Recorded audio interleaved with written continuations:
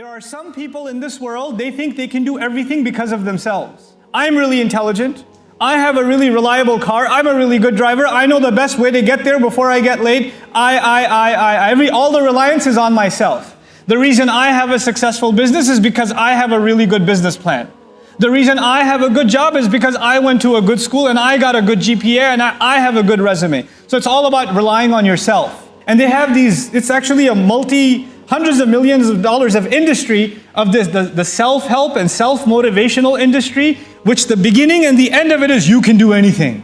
You're amazing. You don't even realize your own power and your own potential. And people pay thousands of dollars to go for a weekend to hear them say you can brush your own teeth and you can take your own flights or whatever. And they get fired up because there's this idea of the self, the power of the self, which has some validity. But on the other hand, there are people, on the other extreme, there are people who say, I can't do anything. I'm just a miskeen. I'm just a abd of Allah. What am I? I'm not worth the dust of somebody's feet. I'm nothing. I'm made of turab. I'm made of a nutfa, like Allah describes this humble, pathetic creature. Then I can't really do anything at all. They have no self-confidence at all. And they say, Allah does everything, I do nothing. Allah does everything, I do nothing. And these people, you know what ends up happening? They do nothing in life. And when nothing happens, they say, well, Allah decided nothing should happen. So they blame everything on Allah. On the one hand, you have people that rely none on Allah, entirely on themselves. And on the other extreme, you have people who rely only on Allah and put no effort themselves. This ayah, among many in the Quran, is an ayah of balance. You have to make commitment. You have to take action. Inni fa'ilun dhalika ghada.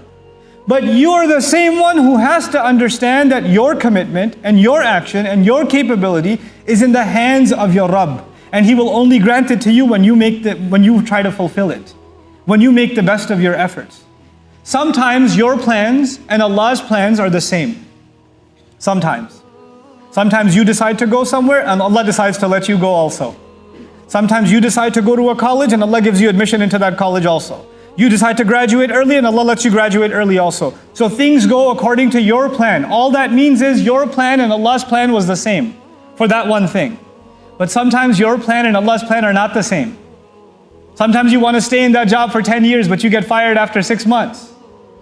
Sometimes you apply to this school and you had the best application but you still didn't get in, and people with a worse application than you got in. It happens. Sometimes your plans and Allah's plans are not the same.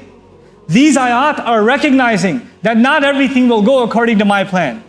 I will still have to make a plan. I will still have to put in the effort. But at the end of the day, it is Allah who will decide whether this plan will come through or not.